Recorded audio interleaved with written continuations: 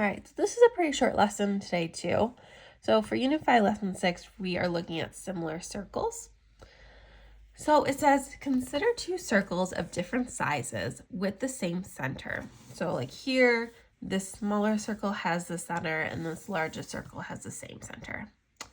They each have a different value for their radius. So like for the smaller circle, the radius is x. For the larger circle, the radius is y.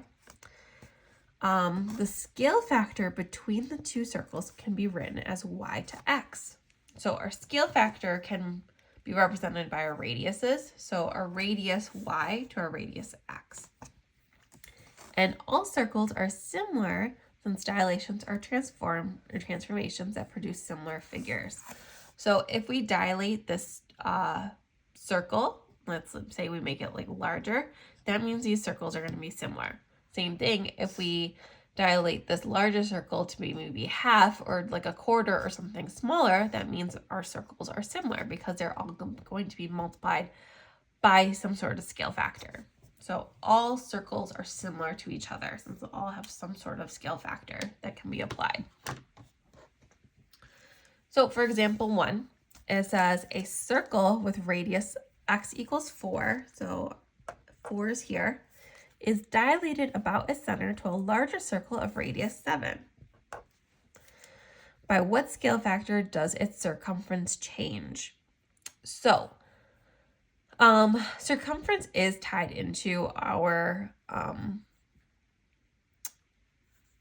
radiuses. So if we find the scale factor of our radiuses, that gives us our scale factor of the circumference. Now you could also find the actual scale factor of the circumference, which I'll show you, and I'll show you that they're the same.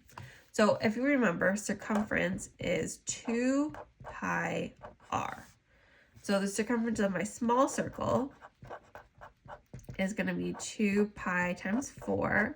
So that's going to be 8 pi. And then my large is going to be 2 pi times 7, which is 14 pi. So if I find my scale factor, I can do my large over my small. So that's going to be 14 pi over 8 pi.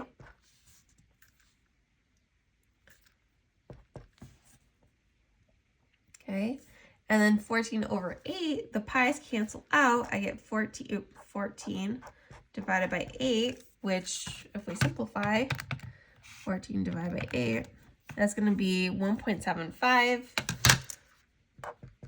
Or if we change that into a fraction, divide by 2, that's also 7/4.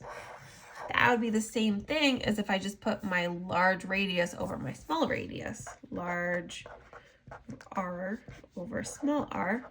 I don't know why I capitalized that, but that's okay.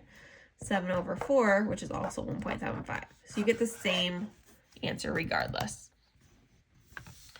Here it says the outer circle has a radius of 0.5 inches, the inner circle has a radius of 0.3 inches.